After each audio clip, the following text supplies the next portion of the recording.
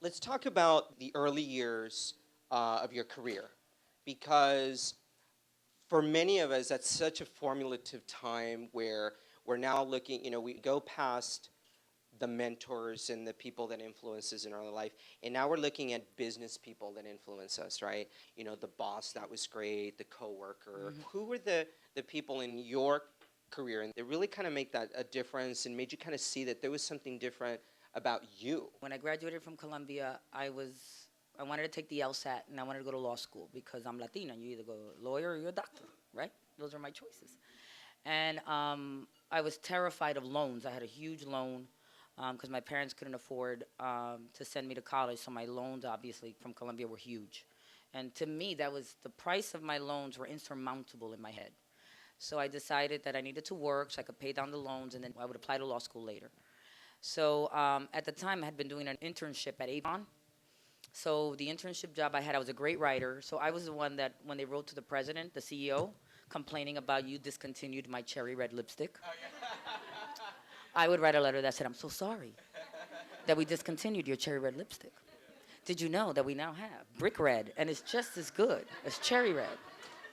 Here are 3 samples. Please try it and call me. And I would sign his name, and I signed for him.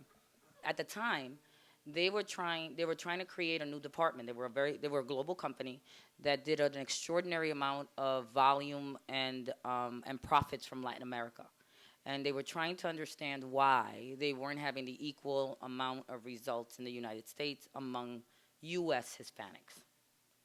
And they created a department and brought in this woman called Sonia Maria Green.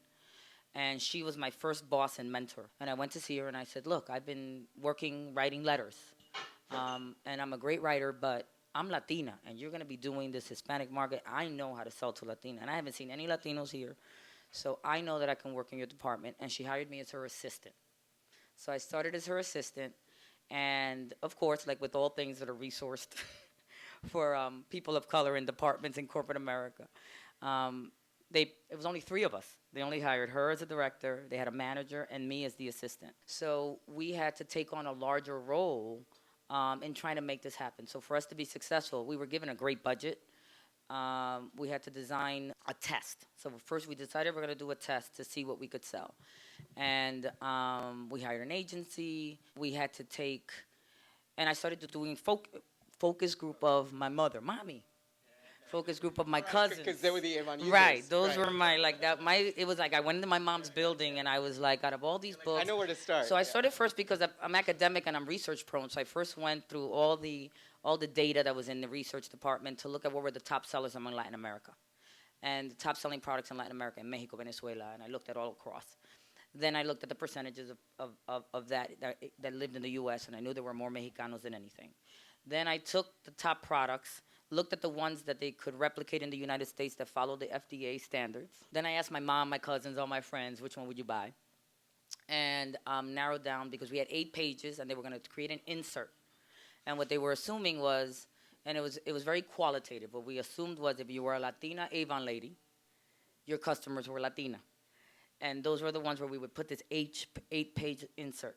They sent me to Miami to do the shoot. We hired models out of Miami. And I'll never forget because they didn't know how old I was. So I get down to the counter to Hertz, and they said, you can't rent a car, you're underage. So I remember calling my boss, and I'm saying, I can't drive to the shoot because they won't give me the car. And they say, why wouldn't they give you a car? It's been rented. They say I'm too young, they don't rent under 25. How old are you? 22. You could be my daughter. So after that, I became kiddo. And after that, they had to hire a driver to take me everywhere. So I had my driver, and he took me everywhere. We picked out the models. And to make a very long story short, in 2 weeks, that book sold $8 million in that test. And what they want, when it got so much attention that they wanted to know who did the book. And this is where it was extraordinary because this is where I learned leadership and how to manage. She told them, this kid, she gave me credit. This kid that I just hired, who was an assistant, went in and picked the products, did the research, and this is why it made that. And of course, and this has been the story of my career. They're like, oh, wait a minute, then we don't need to be having you do this with Latinos. We need you to do this with the general market. So I became the first the youngest merchandising manager for Avon, deciding basically what went on every product, every page, and those books. Let me tell you something. $80 million a week for those books. So that was, and she was my mentor for years later, and then from there I went into media. So I was extraordinarily fortunate to have had a great boss. Ella era una boricua, and we're still good friends till today.